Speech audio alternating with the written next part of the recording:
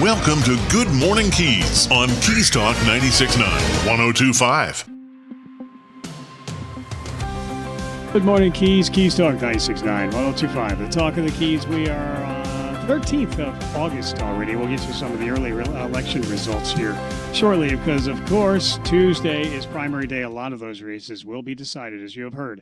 Yesterday, though, the first day of school in Monroe County.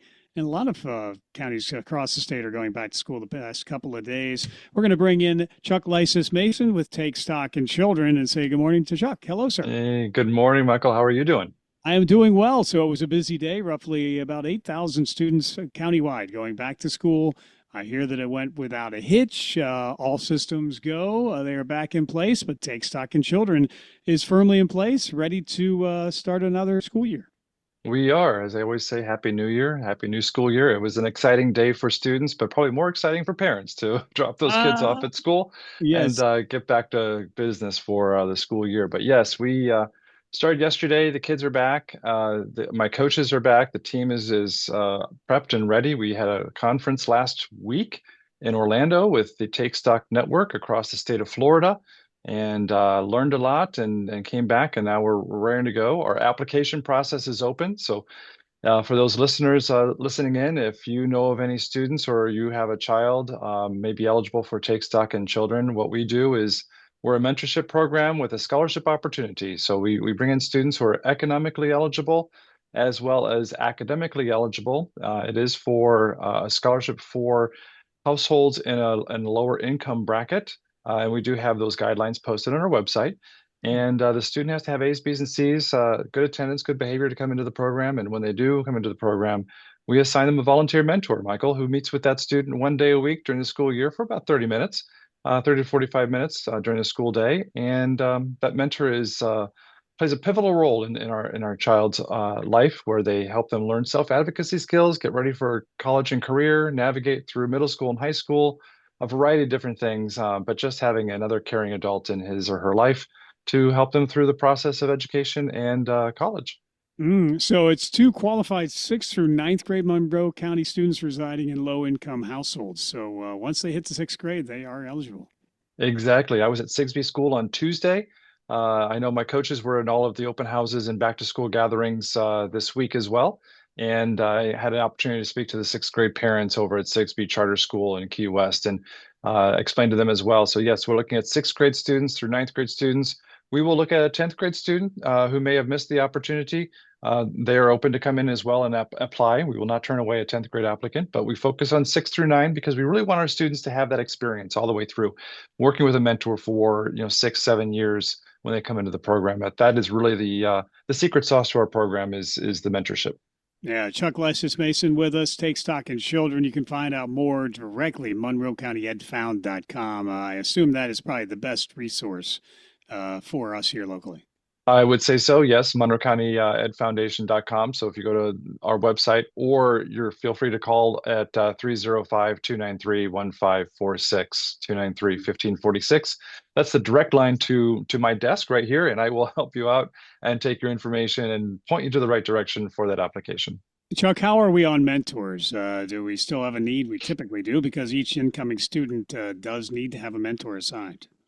Yeah, we had 17 mentors apply over the summer. We're processing those mentors now, but we are looking at, we graduated 70 students last year, roughly, and we'd like to replace that class. So we're looking at hopefully bringing in 70 to 80 students in October, and we need to have the mentor for those students. So we're in the process now of recruiting mentors. We need those mentors. Again, it's a commitment of one day a week during the school year, during your lunch hour, typically. It doesn't take much. And we guide you through the process. The coach, we have a college readiness coach at our school sites. We have 2 in Key West, 1 in Marathon, and 1 in the Upper Keys at Coral Shores, who handles the school sites in the Upper Keys. We have students in all of the middle schools, high schools, and private schools, charter schools in Monroe County as well. So we had 400 students last year. We're starting with 331. I want to hit 400 again this year if we can. So there's a gap of how many mentors we need. So definitely, if you're listening and you think, I have 30 to 45 minutes to give per week, one day a week, and this sounds interesting to you, It is a life-changing experience for the student, but I would say also for the mentor equally, because the mentor gets a lot out of it as well. And it's a joyful time where you get to connect with a kid of this generation, who's, can you imagine growing up with on the horizon of AI and all of these technological advances that we're experiencing today? It's going to be a whole new world for these kids, and how exciting to work with those kids as a mentor to help them navigate that. Yes, very well said. And again, yeah, I could get help with my iPhone if I were a mentor. That would be one of the Exactly. side benefits. But there are many prominent people in our community who are mentors and who continue to be mentors, including our own Mayor, Michelle Lincoln. She's been a couple of times, I believe, a mentor and speaks so highly of the program. Again, Chuck Licis-Masson with us. Take stock in children. Find out more at MonroeCountyEdFound.com. And it takes funds as well, ongoing. All of these scholarships, even though it is matched by the state, it's a great investment for all involved. But the fundraising needs and ongoing fundraising efforts are almost a daunting task. It is, and with a new school year, we're also starting our fundraising year as well because we need to raise about $800,000 a year to purchase the scholarships. And one thing I didn't mention earlier is, yeah, the mentorship is the key to the program. However, when the student graduates high school and successfully completes our program, he or she has access to a Florida prepaid scholarship, which is 60 college hours, 60 university hours, a total of 120 hours to help earn a degree. And we also purchased 2-year dormitory plans to help with housing costs for the first 2 years when our students go to the mainland to one of our 12 state universities. So we need to raise 800,000, which is matched by the state, which turns into 1.6 million for me to purchase scholarships for incoming students because I have to have a scholarship and I have to have a mentor for every new student coming into the program. And that's the promise that we as a foundation keep, and also Take Stock in Children keep for our students. So definitely fundraising is key. So, if you can't give in time as mentors, if you can give in dollars, we would love your contribution as well. And that it would doubled, matched by the state, and it goes towards scholarships for our students. And Monroe County Education Foundation is a recognized charity, likely making it a tax deductible donation for the donor. Of course, that's a question for your accountant. However, it Hmm. is a very worthwhile cause indeed. So, again, another school year is off and running, and we have students and mentors throughout the county because, of course, we have people listening to us now from Key West up to South Miami-Dade. But you can mentor somebody close to your home, it would just seem. Absolutely. From Key Largo School, you can run through the list. Key Largo, Ocean Studies, Plantation Key, Treasure Village, and Coral Shores High School in the Upper Keys, Marathon Middle High School in the Middle Keys. And then down here, we have Key West High School, of course, Sigsbee Charter, HOB. We have Masons Montessori. We've have a student now at the Key West Montessori, which is a private Montessori school in Key West. We are servicing students there as well as the Basilica St. Mary's School. We have students. We have about 18 students at that school as well. So we're really excited to service as many kids as possible, and welcome as many kids as possible throughout the county. And we will find a location close to you. Very good. Again, Chuck Licis-Masson, thank you so much for all that you do and have done for so many years in our community, including your capacity at Take Stock in Children. Monroe County Education Foundation, found at MonroeCountyEdFound.com, MonroeCountyEdFound.com for Take Stock in Children. Chuck, is there anything else we need to add before we let you get back to a busy second day of school? No, I don't think so. It's an easy start because that's why we start on a Wednesday. We get everyone used to the school, back to school. The teachers get used to the rhythm and routine as well. So we have that Wednesday, Thursday, Friday, and then we're back at full week next week. Yes. It's going to be an exciting year. And again, we would love your help if you're listening. If you can either mentor or contribute, give me a call at 305-293-1546, and then go on our website and share the information with your friends and neighbors as well. If you know of someone who might be eligible for our program, put us in contact with that family, and we would love to help that student. Perfect. Thank you, Chuck. Thanks for being here. You have a wonderful day. You as well. Thank you. Take care. Bye now. All right. Chuck Bye-bye. Licis-Masson with us, Monroe County Education Foundation, but it's Monroe County Take Stock in Children specifically. On Good Morning Keys. We will return with more Good Morning Keys in just a moment. Good morning, dear. Breakfast almost ready? In a minute. So did you happen to call someone about spalling repair for the house? You know what? I knew I forgot something yesterday. Honey, you know how important spalling repair is, especially here in the Keys. If that spalling damage gets any worse... Don't worry. I'll call Design Center in Marathon. When? Today. How about now? Okay, dear. Now. Design Center, the most efficient spalling contractor in the Keys, providing the fastest results. With over 40 years combined experience in spalling repair and a member of the International Concrete Repair Institute, Design Center can handle the largest jobs to small structures. They also handle quite a number of condominium and county projects. Mention this ad or the program you're listening to and receive 10% off your spalling repair. Visit DesignCenterFL.com or call 305-735-4042. Design Center, 6677 Overseas Highway Marathon. License number CGC 1523838. Remember, mention this ad or the program you're listening to and receive 10% off your spalling repair from Design Center. This is Ollie North for 4-Star Rentals. 4-Star Rentals is the most complete rental store in the Keys. They can provide rental equipment for every do-it-yourself project from your house to your yard. Bobcats, chippers, chainsaws, and tile saws, you name it, they have it.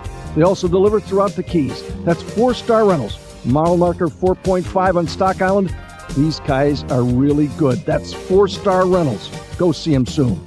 Check us out. What Colonel Ollie North says is absolutely true. We're locally owned and operated. We offer a fleet of delivery trucks for fast all-in-one delivery. 4-Star Rentals is the oldest tool rental and party store in the Florida Keys. We make it easy to get that job done for that party or very special event. We're located at mile marker 4.5 in Key West, or just call us and we'll come to you. 4-Star Rentals, 294-7171. That's 294-7171. Remember, Colonel Ollie North never lies. Historic Pepe's Cafe in Key West, founded in 1909, still does things the old way. Diachronic, if you will. How about fresh squeezed juices? Think how good that margarita or Greyhound will taste. Blue Point oysters shucked to order because oysters work better that way. Fresh breads and outstanding specials in an eatery that opened the same year Ole Evinrude invented the first outboard motor. And get a jump on someone's birthday and check out our retail offerings for some great gift ideas. Pepe's Cafe, Old Town Key West, of course. Good Morning Keys on Keys Talk 96.9, 102.5.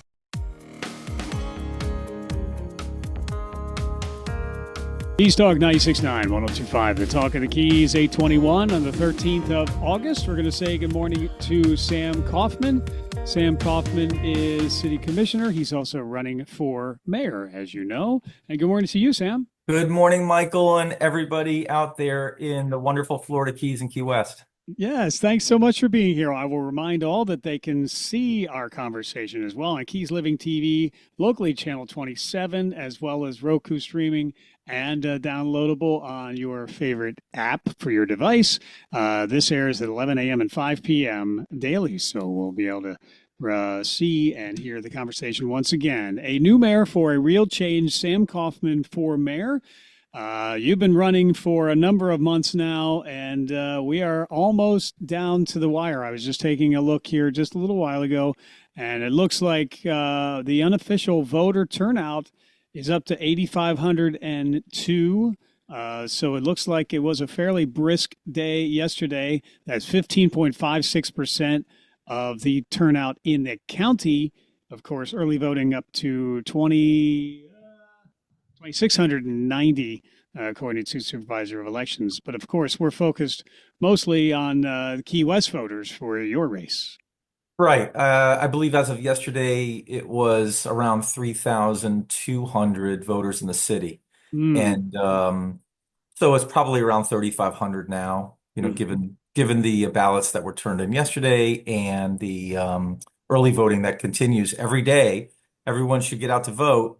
Early voting continues today, Thursday, tomorrow, Friday, and Saturday. That means you can physically go into the Supervisor of Elections office at 5200 College Road, and you can vote without the long lines, without any hassles, and they're open between 8:30 a.m. and 5 p.m. Okay, Sam Kaufman again, running for mayor of the city of Key West on Good Morning Keys. One of the big issues, of course, ongoing has been affordability, and that is what you have said and others is the biggest challenge facing many of the people who call Key West home. What have you been hearing from voters, supporters, and constituents here as far as affordability, and what is their take and maybe your take on how we're doing assessing and addressing that program, that problem, we'll say? Yeah, and look, this has been an ongoing problem for decades. Everyone knows that. You can look at front page articles of the Key Citizen from the 1980s, early 80s, and it will say affordability crisis, in headlines. So we know that this is an ongoing, decades-long problem. No politician is going to be able to wave a magic wand and solve it completely. Let's be real about that. But, incrementally, we should be able to do things and take steps to improve things. And I am hearing that's one of the very top issues. I would say the top three issues are affordability, restoring public trust and anti-corruption issues in City Hall, and clean water, doing things to make sure we're protecting our environment. Those are the three top issues I hear about when I walk door to door. I'm knocking on doors. But as far as affordability, is concerned, our city hall hasn't done nearly enough. It's pretty clear. Look at the Searstown development. The old Sears is now knocked down. For at least a decade, City Hall has been talking about making sure that redevelopment includes affordable housing. I was the sole vote against that project without affordable housing. And so, I'm standing firm. I'm going to suggest that we still can negotiate with the Publix Corporation. They're a generous corporation. They do a lot in the community. And in most places where they redevelop, they include affordable housing. So in the Key Plaza shopping center, we certainly should, they're in early stages now, we certainly should be insisting on some affordable housing. And I still think Searstown, there's some hope. So that's just one aspect.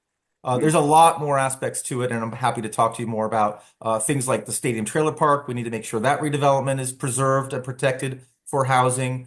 We could talk about Sigsbee out at the military base, where that's a really big opportunity. And we also have to focus on reforming our land development codes, our code of ordinances, to incentivize landlords to continue to rent affordably, those that are renting affordably. And there was ways to do that, modeling places like Aspen, Colorado, that have had successful programs as such. Yes, Sam Kaufman, he's running for mayor of the city of Key West, current city commissioner, Keys Talk 96.9, 102.5, the talk of the Keys. Protecting taxpayers has been part of your platform as well. Maybe bring us up to date on the city budget and how you view that moving forward. Yeah, and this has been a real issue for me for years. So you can look at last year, for example, where the mayor and the commission voted to increase taxes. You could look at the year before that, where the mayor and the city commission increased taxes. I'm a consistent vote no against raising taxes.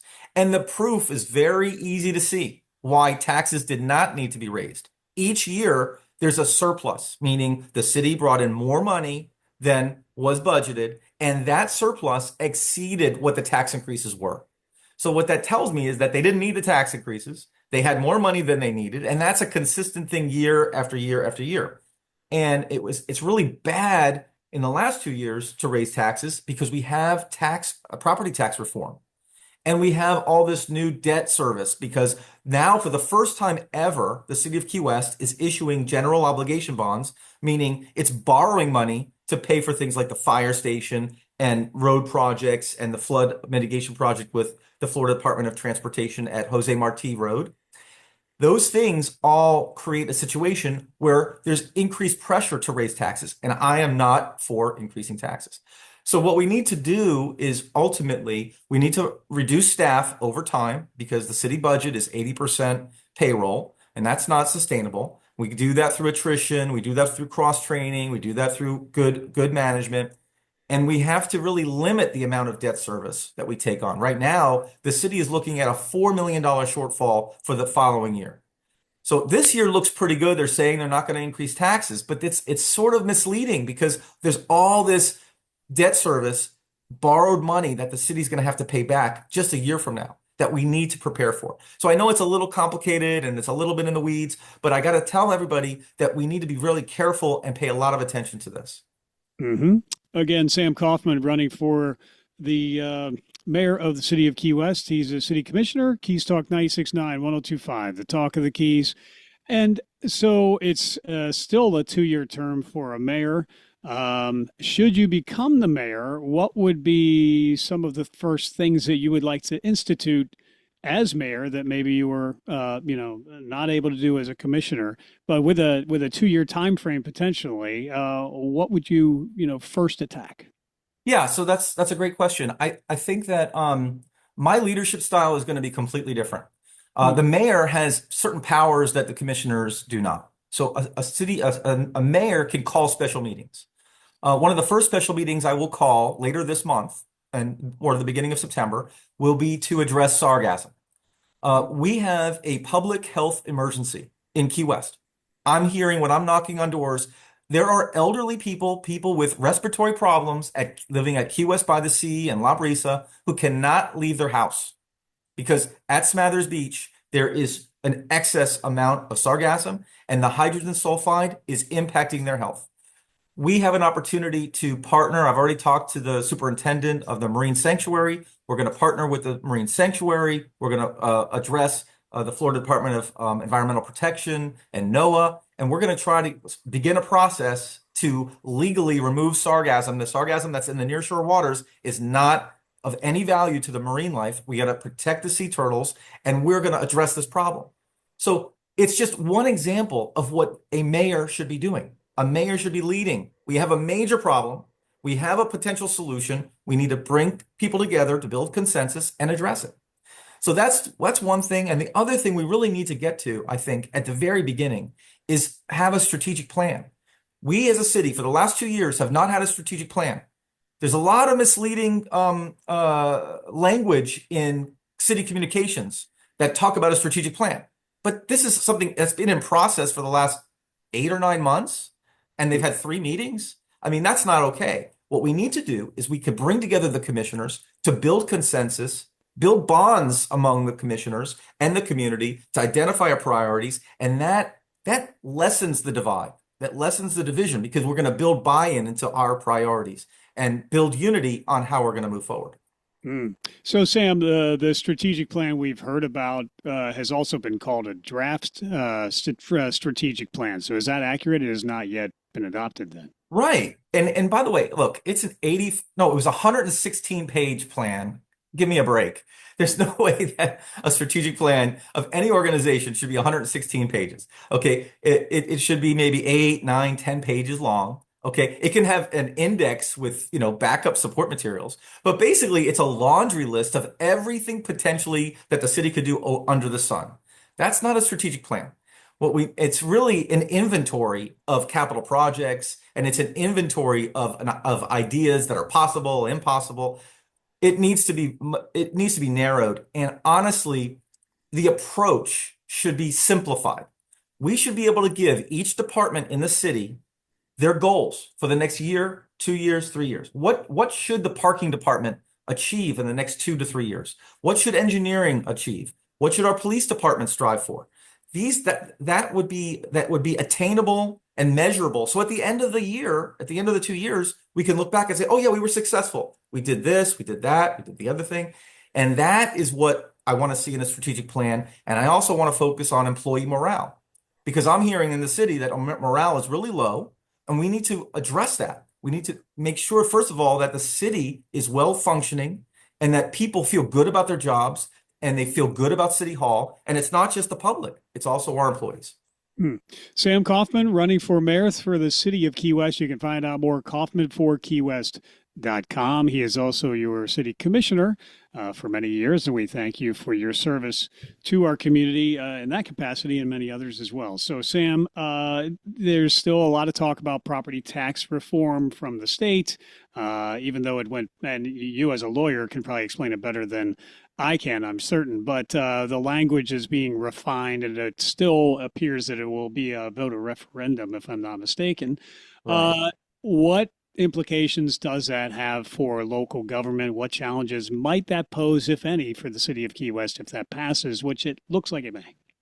Right. I would expect, as a property owner myself, as a homeowner, who doesn't want to pay less taxes? Of course. As a business person, I don't want to pay more taxes.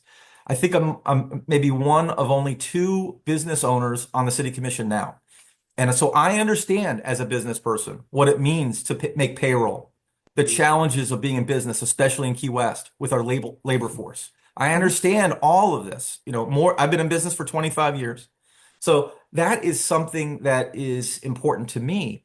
And with the tax reform, we're looking at basically a shortfall this next budget year of $700,000, assuming it passes, according to our finance department. And then what it means is that every homeowner that has homestead, if that's your primary residence, you will get an additional exemption of $150,000. And the exemption, what it means is it reduces whatever the value is that the property appraiser says your house is worth. You subtract $150,000 and you're not taxed on that $150,000. So of the, few thousand homestead properties in Key West, if you add up all that tax savings for primary residences, then that's about $700,000 in the first year. And according to the proposal, in the second year, that exemption will go up to $250,000. Now, for other counties like up North Florida, these counties are going to get hit hard because some of those counties, 80%, 90% of their budget is based upon homestead properties. Imagine and most of their values are under $250,000. So these counties up in the northern part of Florida are really going to have to dig deep. There are police departments and fire departments that are going to have to close up in North Florida. And that's really what these debates are about, is to where to find the funding in order to sustain the essential services that they need. $700,000 for a $300 million budget, we're in a different situation, right, in Key West. It's not going to hit us as hard, but still add that to the debt service that we're building and all this other, ways of really a bloated budget, I would say. We need to reduce the size of government in Key West because there's no way that we can increase taxes enough to pay for all these things. So in the long run, I think that, even though some people might have some savings, the city's going to have to find the money from somewhere. And that means businesses are going to have to pay more. That means renters are going to pay more. But because landlords are going to increase, of course, rents to pay for those increased taxes, where the money's going to have to come from. So it's really not a net gain for our community as a whole, as I see it. But I do expect it to be a reality come November when it's approved. Yes. Again, Sam Kaufman running for the mayor of the city of Key West. He's your commissioner as well. Keys Talk 96.9, 102.5, the talk of the Keys. So, Sam, with that, would you like to give a final statement to our voters, given the fact that the election day and the decision as to who the next mayor will take place in just a few days? Absolutely. Thank you for the opportunity, Michael. I really enjoy being on your program. I think that you provide a great service to the community and asking great questions and providing a forum for our voters and the public just to have access to information. And that's a big reason why I'm running, because most people I talk to, they have no idea why the mayor and the commission vote against water quality testing, where we have to protect our environment. They have no idea why the mayor and the commission voted to approve the closure of our last assisted living facility, or why they vote to approve a project with Publix at Searstown with no affordable housing, and the list goes on and on. And so what we need to do is we need to change the culture of City Hall. We need to change the way that we interact with the public. And the way we're going to do that is we're going to have a lot more opportunities, and we're going to make sure before decisions are made that the public is very well aware of what's coming down the pipe, whether it's the water quality testing or the assisted living facility or what's going on with the hospital or whatever it is. All the things that matter to us, we need the public to be involved. And that is going to be a big, big change going forward. And by the way, we're going to have decisions based on what's in the best interests of the public, the best interests of our neighbors and our friends, and not the very few special interests, those political insiders that get those special deals, like the Mallory Square leases or all these other things that are being approved by City Hall. So anyway, it's an exciting time. It's a great opportunity for a change, and I'm hearing it all over the place when I'm knocking on doors. People want that a City Hall that they have confidence in, and that it has restored trust. Again, thank you, Michael, for the opportunity. Well, thank you, Sam. He is Commissioner District 2 for the City of Key West, running for the mayor of the City of Key West. Go to kaufman4keywest.com to learn more. And Sam, thank you so much for being here and for being accessible to us in the media and to your constituents as well. You are always very committed and you are always very well informed on all of the issues, and we respect that greatly. Thank you, sir. Okay, everybody have a great day. All right. Thank you. Take care. Sam Kaufman, Take care. running for mayor. Yes, sir. City of Key West, kaufman4keywest.com. Early voting is occurring now through Saturday. This is Keys Talk 96.9, 102.5. The Talk of the Keys. We return in a moment. Are you frustrated by weight gain even though you constantly diet? Do you have low energy or always feel tired? It could be hormonal imbalance. Hormonal imbalances, especially as we age, can be the cause of depression, weight gain, mood swings, decreased libido, and many other chronic conditions. At Keys Med Spa, we have helped thousands of women and men regain their hormonal balance with BioT, bioidentical hormone optimization therapy, and the results are life-changing. Keys Med Spa BioT hormone therapy is safe, effective, painless, and affordable. And the big difference at Keys Med Spa, this is all overseen by renowned Dr. Peterson, who has had a medical practice in the Keys for over 27 years. Cool sculpting, Botox, skin treatments, BioT hormone therapy, and more. Dr. Peterson and his team are here to help you maintain your youthful glow and vitality. To see if BioT hormone therapy is right for you, call Keys Med Spa today at 305-587-9183. The Greenhouse. Have you been there yet? We even spell it with 3 E's to help you smile when you say it. That's our goal. We carry the largest selection of hemp-derived THC and CBD products in Monroe County. If you've been taking medication for anxiety, depression, inflammation, lack of sleep, or muscle and joint pain, and it's just not working, or you don't like the side effects, we can help. If you're looking to chill, relax, escape, focus, or even break out into euphoric fits of laughter, we can help there too. No medical card is needed. You just have to be 21 or over. Our 3 locations are open 7 days a week from 10 a.m. to 9 p.m. In Key West, we're at 431 Front Street, just in front of Mallory Square. In Marathon, you can find us at mile marker 52 at 10875 Overseas Highway. In Key Largo, we're at 99304 Overseas Highway in the middle of the road. Swing on by, share your goals with us, and we'll recommend a product to help you reach them. And we back our recommendations with a 100% money-back guarantee. The Greenhouse. Stop on by and find out what the buzz is all about today. Visit one of the 12 locations of the Greenhouse, including 9 in the Keys and featuring their newest store at 3128 North Roosevelt, Key West. Hey, Key West, Danny Hughes here from Two Friends. Really from Two Friends. So Maura and I were sitting at breakfast in the bar, listening to live music at 8:30 a.m. on a Tuesday. She's about to enjoy some huevos rancheros and me shrimp and grits with fried oysters. Heart healthy. And Maura says, Dorothy, we're not in Kansas anymore. It was perfect because we didn't move here because Key West is like a lot of other places. We moved here because it isn't like any other place on earth. So meet your friends or make your friends at Two Friends, 512 Front Street in Old Town, Key West, or twofriends.com. This is Good Morning Keys on Keys Talk 96.9, 102.5.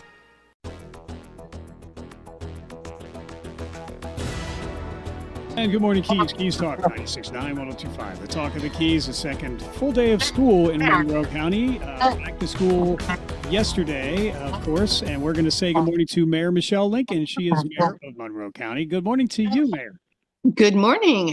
Good to hear your voice and to see you. This is so unique for me to be on the radio, but be on Zoom. So Yeah, I know. Thank you. Well, as I've been mentioning, you can actually view this conversation later on Keys Living TV, locally channel 27, as well as on Roku streaming worldwide and on the downloadable apps for your favorite device. So that's 11 o'clock and 5 o'clock again today. But thank you for being here. Thank you for taking the time to visit with us this morning. It is a busy time for everyone, and I know that your time is very valuable. So let's talk about the county with a county commission meeting coming up on Wednesday. we do. We have a county commission meeting in Key West. You know, we rotate them. We have 3 government centers, one in Key Largo, one in Marathon, and one in Key West. And we do that because we're a 120-mile linear county, and we wanted to be where the people are at all times. And so we have that extra expense of 3 government centers, but we believe it's important. We also still have the ability to view our meetings on Zoom, and we still allow people to raise their virtual hand and to give comments. And this is very unusual. I've spoken to other county commissioners across the state, and most other counties stopped that ability after COVID. Like, it started during COVID and then it stopped when COVID calmed down. And our county has continued to allow individuals to attend via Zoom and to give public comments. So again, we try every way we can to get the community involved in our meetings, to attend our meetings so that they can learn and also give us input. So our meeting will be this coming Wednesday in Key West. And we have a couple of really good conversations we're going to be having. I know Commissioner Cates wants to have a discussion about e-bikes. Yes. So I'm looking forward to learning more about that. I'm having all of my staff brief meetings tomorrow. Tomorrow's Friday, right? Yeah, I think so. I'll be meeting, and that takes a while. Each commissioner, again, because when we're on the dais, that's when the commissioners get to discuss things with each other, but we're not allowed to discuss things with each other unless we're in the public. Yes, ma'am. On things we're going to vote on. So I meet individually with the department heads, as do the other commissioners, prior to a county commission meeting. So my meetings are all tomorrow with various staff members to go over the agenda. And so I'll learn more about the e-bikes tomorrow. I have an agenda item on there. We had received a letter from about 20 different organizations, including, the big ones, Last Stand, the Sugarloaf Homeowners Association, and all of them were requesting our county to dive deeper into a capacity study, more so than the one we did a couple of years back. So I'm going to talk it up with the other commissioners and see if we can get some head nods for giving the staff that direction to look into what it would take, what putting it out to bid, what the study would involve, how much money it will cost, as we are in budget season. And that is the one thing that, we're really looking at, is how to trim costs, not add. But this is something that the public's requested. So we'll have a discussion on that. Also, our property appraiser, Scott Russell, wants to speak to us. So very excited to hear that presentation. In fact, he and I are meeting tomorrow morning to have my conversation with him prior to the county commission meeting. But he wants to go over the potential impacts of the Florida Amendment 3 with the commissioners and with staff, and also with the community. So I really hope everybody, and I believe that has a time approximate of 10 a.m. in the morning. So I would highly, highly, highly encourage and beg people to join us for this meeting. But if that's not enough, on the very next day, on Thursday at 5:05 p.m., we will be holding a community meeting that we are required to hold whenever we are proposing to do a text amendment to our comprehensive plan or our land development code. And we are planning that because, as you know, we have in Big Pine and No Name Key, we had a habitat conservation plan and an incidental take permit plan that both have expired. All of those safety conditions were rolled into a biological opinion that is, what the federal government required, that we now have as, that same set of safety network. But we wanted to do more. And so we want to also add all of those conditions and a few more into our code. And so on the 21st, is it the 20th? The 20th. I'm getting my dates all confused. Understandable. Yes, ma'am.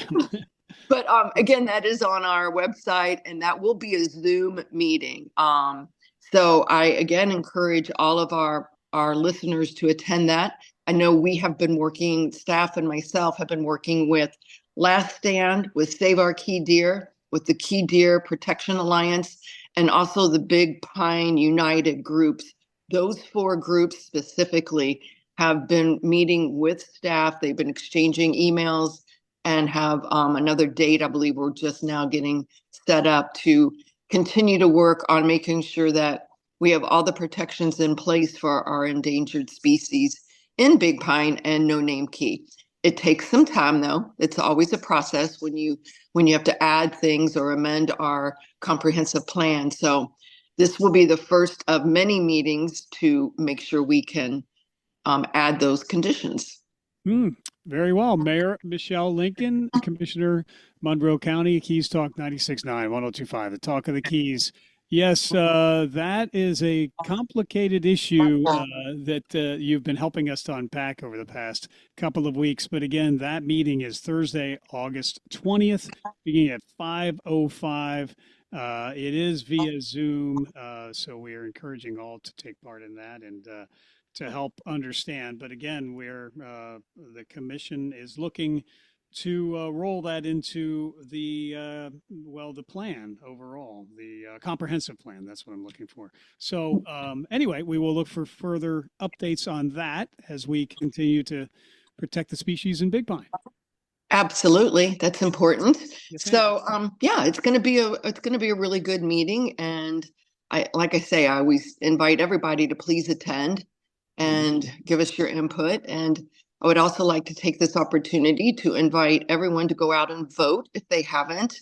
This primary is an open one, and it's amazing. I still talk with people every day who are non-party affiliates, and they don't realize that they're able to vote in this election. And so I'm just trying to get the word out to everyone to get out there and vote, everyone. So yes, that is very important.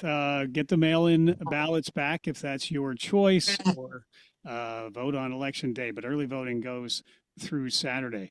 And we'll be continuing to work on the budget for this year. There's a lot of areas of talking points in there, but there's some highlights as well that have been worked on very diligently by the commissioners. And there's a lot being considered. So when is the budget going to be finally voted upon?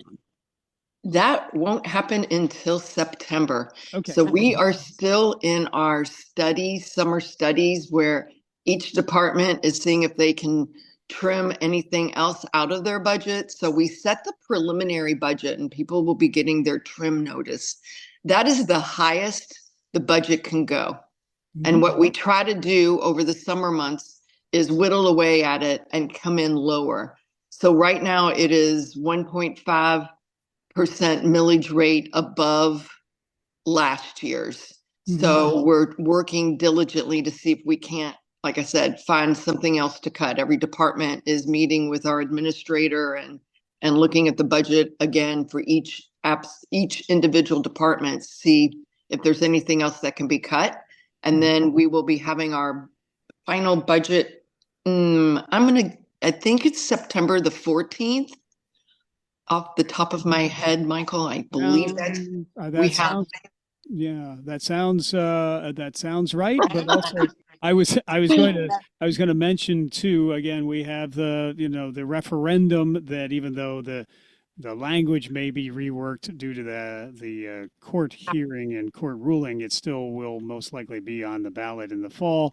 There could be complications and ramifications for the county as a result of that. So I know that the budget process, once again, is a challenge trying to anticipate, some of those ramifications as well.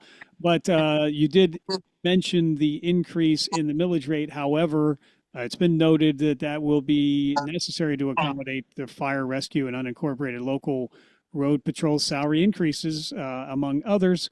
We saw the fire on Big Pine as of late. That's a case in point with fire rescue and the need for the services and emergency preparedness ongoing.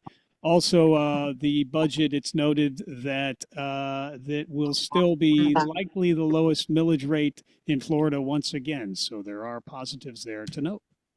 There are, and people will look and see the budget and they'll say, wow, it's increased by 23 million.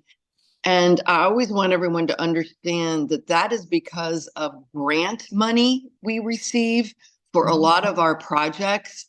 That isn't money that is coming from property tax per se. It is additional funds. For example, the road improvement project we've been doing up in Key Largo. I think it's $40 million. That is all grant money, but it's in the budget showing that that's money that we manage.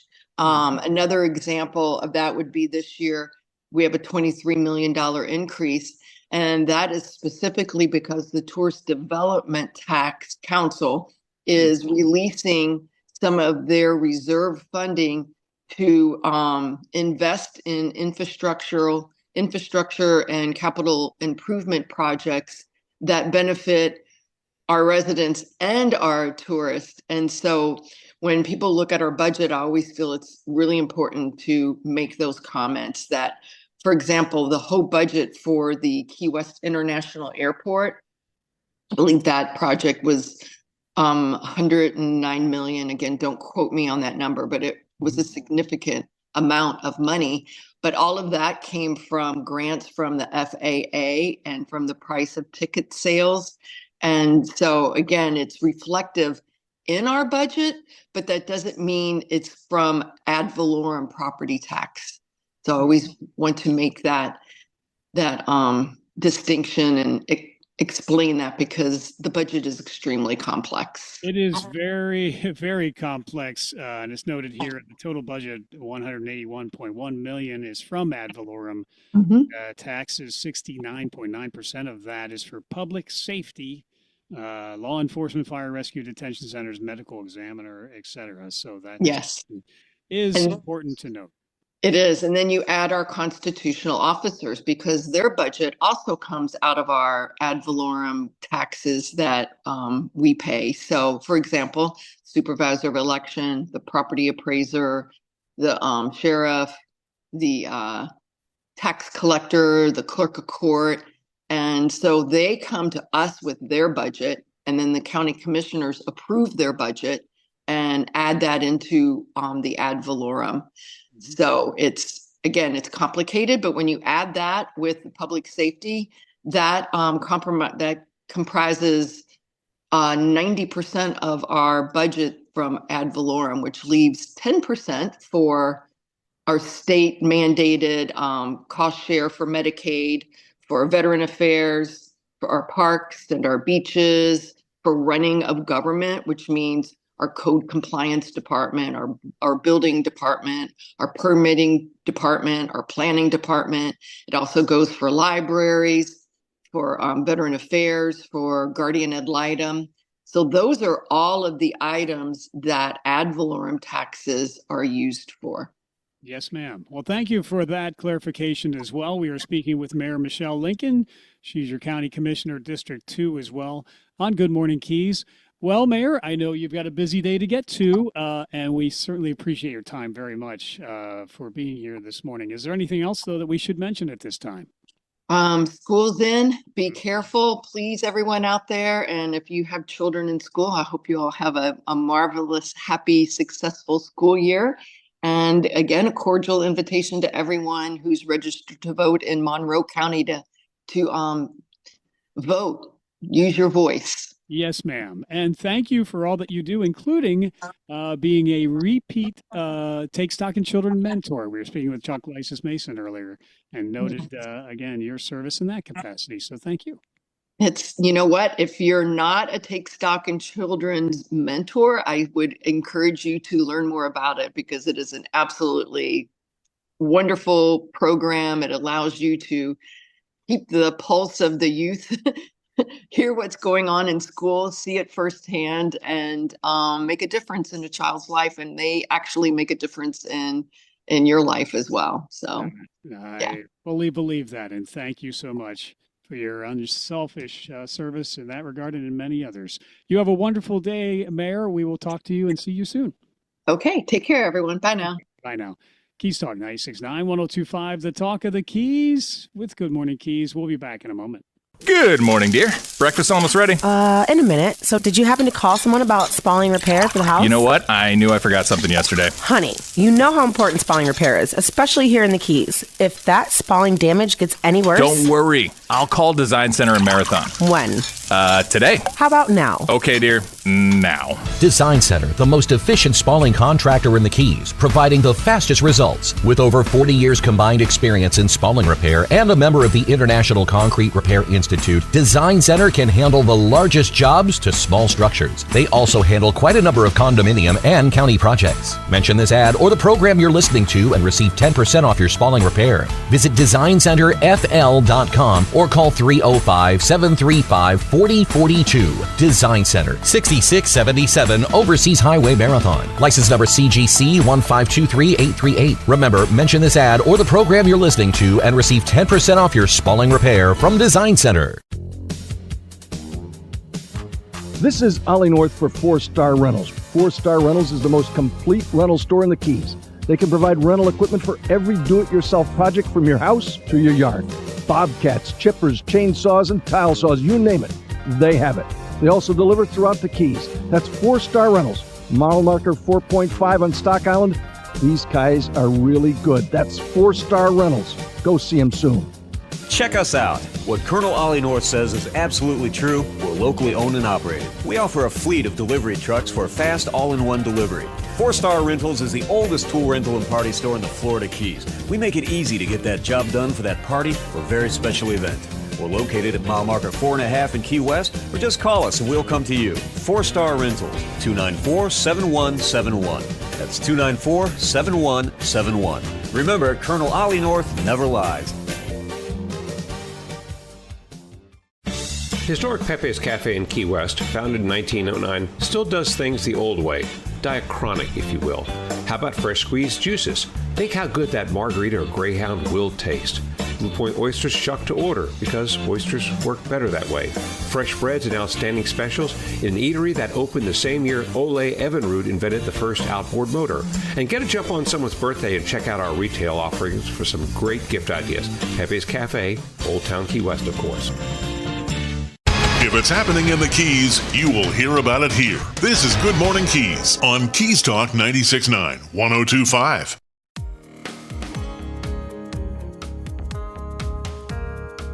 Good morning, Keys. Keys Talk 96.9, 102.5. The Talk of the Keys. Yet another busy Thursday morning, the 13th of August. Primary election day is coming up, as we've heard, in just a few days. And again, we've got about a 15.59% voter turnout thus far between return vote by mail ballots and early voting. And we're going to say good morning to Sue Woltanski. Dr. Sue Woltanski is running for School Board District 5 re-election. Good morning to you. Good morning, Michael. Thanks for having me on. Thank you so much for being here. And first off, you can go to Woltanski 4 Schools with the number 4.com, Woltanski4schools.com. School started up yesterday for the school year. By all accounts, it was off to a very successful start, riding on the coattails of being named a A-rated school district with an increasing graduation rate as of last year. So a lot of accomplishments that we can feel very good about, I would say. Yeah, and as far as I'm told, every kindergartner got off the bus at the correct bus stop. And that is a big, huge success. I never thought of that as being a challenge, but that is great. I'm sure they could wander aimlessly if they were not prepared, first off. And, we did have, I don't know if it was part of it or not, but the superintendent and the school board had instituted, the early preparation with the board games. I can't remember the exact name of it, but the initiative to make sure that the pre-kindergartners were prepared for the start of school for the school year. So it seems like that was successful. Right, and the number of students that came on the first day of school and were already registered was really great. Yeah. I mean, that really helps. We're supposed to be talking about the campaign, but I can't not brag on the schools. That really helps when the families have registered before that first day, because the kid can get right into the class doing all the things the other kids are doing. So it's been really a good start. Yes. Well, school board elections are nonpartisan and countywide. All Monroe County voters can vote for Sue on August 18th, 2026. But, talking about the school district and where it is and how it's performing does tie into your campaign, because you're running for re-election. and you're running on the platform of proven leadership focused on kids and committed to public education. So let's talk about what you would consider some of your contributions to the accomplishments of the school district over your past term. Yeah, as a school board member, I'm really proud of the big things and the little things. Last year I was able to help a mom with a very ill infant get her kindergartner's bus stop changed so that she didn't have to pull the baby out into the blazing hot sun every day to pick up the child. So that was like a huge win. But then there's the bigger things that are, more close to home, like working for 5 years to get a baseball field agreement with Isla Mirada. And that was successful because we just continued persistence, but also belief in this Upper Keys community that we would be able to work together and get what was best for the kids. And I will tell you, there were a lot of non-believers at different times. And, continuing to move forward and to believe in the process and to have, and to not give up. That's a huge thing. And then at a much farther level, I've been spending the last several years becoming more involved in federal policy with the Florida School Board Association and with the greater consortium of school boards, which our district is a member of. I'm currently serving as the federal task force chair of the Greater Florida Consortium, and last year was able to work with that consortium to create our first ever federal platform and lead a group of people, a group of school board members to successfully advocate for and inform Congress people of the needs of the public schools. But through that advocacy, I also worked with our Congressman Jimenez, meeting with him multiple times over the last 4 or 5 years to get the first ever federal earmark to the Monroe County schools. And that money was for restoring the Reynolds School, which is part of a process that will ultimately free up the space at Trumbo, where administration building is right now, for affordable housing.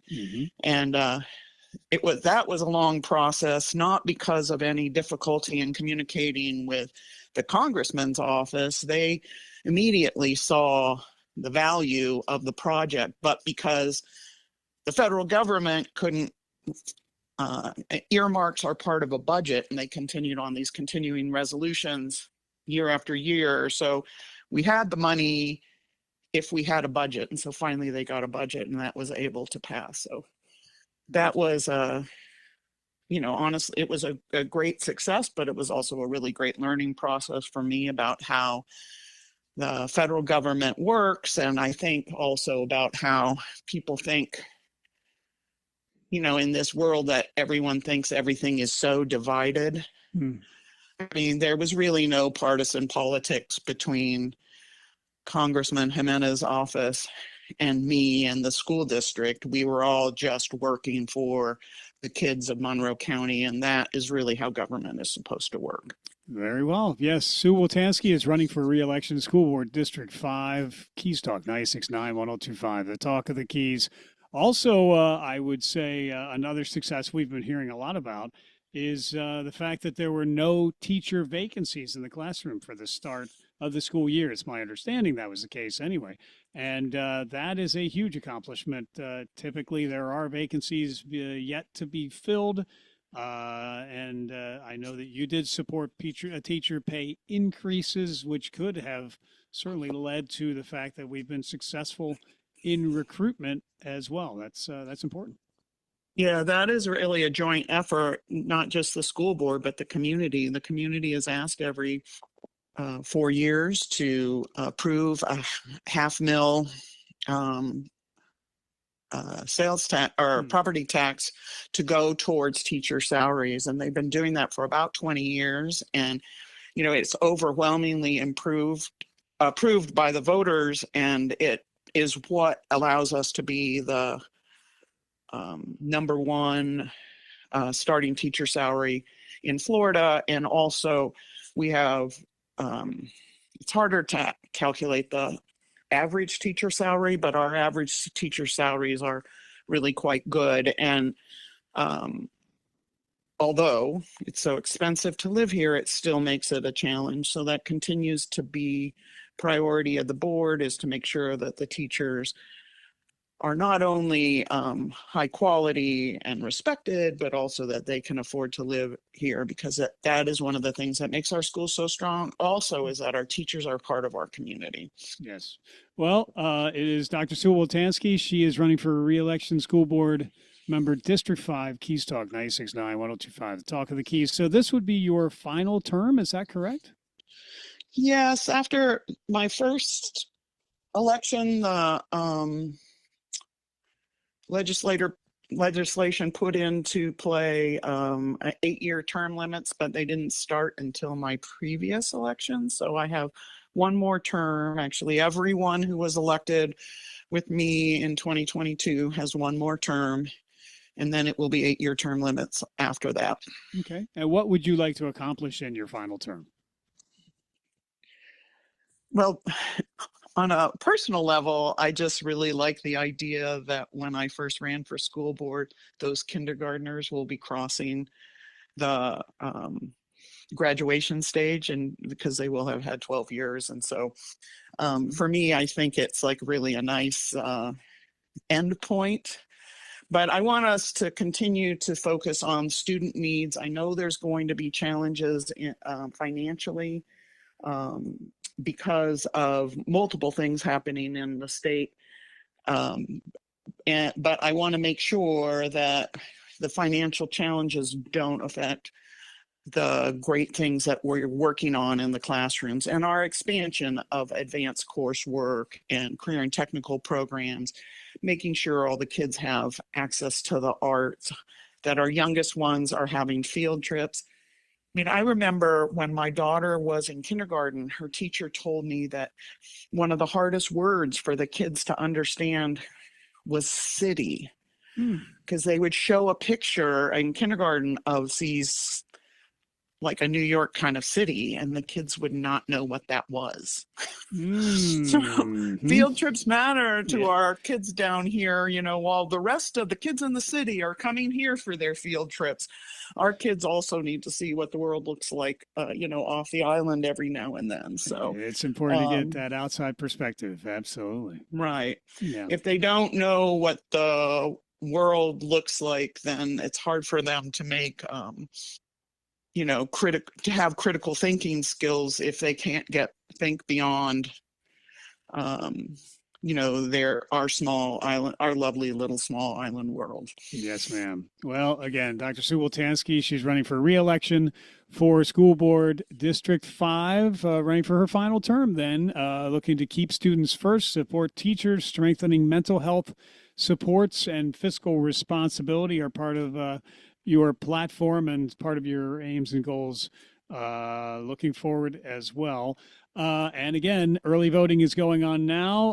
All have been encouraged to return their mail-in vote if they have not done so, or to vote on Election Day, which is next Tuesday. So, Sue, what would you like to say to potential supporters, voters, and the like who are hopefully participating in the election process as you seek re-election to your final term?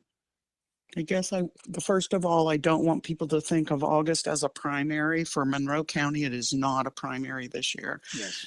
Pretty much every one of our local elections are going to be decided on August 18th.